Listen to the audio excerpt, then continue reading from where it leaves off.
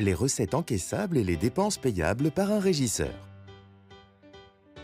Vous avez été nommé régisseur pour encaisser des recettes ou pour payer des dépenses bien précises. Ces recettes ou ces dépenses ont été inscrites dans l'acte constitutif de votre régie, dont un exemplaire a dû vous être remis. La liste de ces recettes ou dépenses est à la fois exhaustive et limitative. Ce point est fondamental à retenir. Vous ne pouvez encaisser que les recettes prévues et vous ne devez payer que les dépenses listées par l'acte. De manière générale, les opérations autorisées sont des recettes ou dépenses courantes et répétitives, appelées opérations de fonctionnement. 1. Les recettes encaissables dans une régie de recettes. Les recettes encaissables par une régie de recettes sont les produits locaux non fiscaux, c'est-à-dire tous les produits d'une collectivité, hormis les impôts et taxes.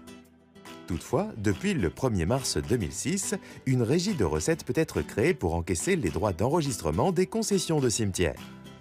Dans le cadre de votre régie, vous pouvez vous trouver dans deux cas de figure. Premier cas, vous encaissez des recettes qui ont été préalablement calculées par un service de votre collectivité. Par exemple, des factures de cantine ou des loyers. En pratique, l'usager se présente auprès de vous muni de sa facture ou de sa quittance et vous encaissez le prix inscrit sur cette dernière. Il s'agit de recettes dites au constaté. Deuxième cas, vous encaissez des recettes dont vous devez calculer vous-même le montant au vu des tarifs arrêtés par la collectivité. Ces tarifs doivent être affichés dans la régie.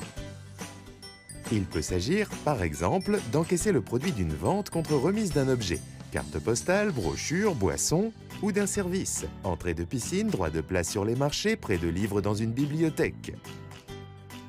En pratique, l'usager paie le prix calculé par vos soins au vu des tarifs. Il s'agit de recettes dites au comptant.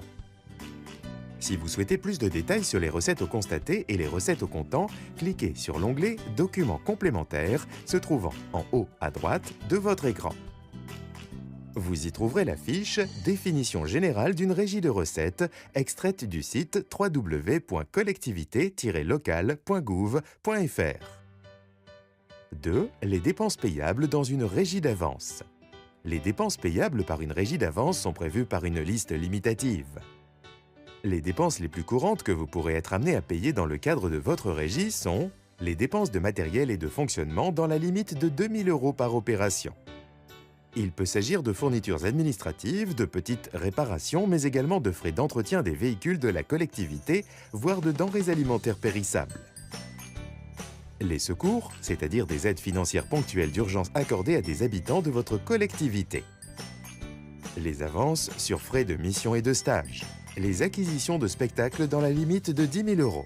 Il s'agit là d'une exception au plafond évoqué plus haut de 2 000 € par opération. Si vous souhaitez plus de détails sur les dépenses payables dans le cadre d'une régie, cliquez sur l'onglet « Documents complémentaires » se trouvant en haut à droite de votre écran. Vous y trouverez la fiche « Définition d'une régie d'avance » extraite du site www.collectivité-locale.gouv.fr. 3. Zoom sur les dépenses interdites dans le cadre d'une régie d'avance.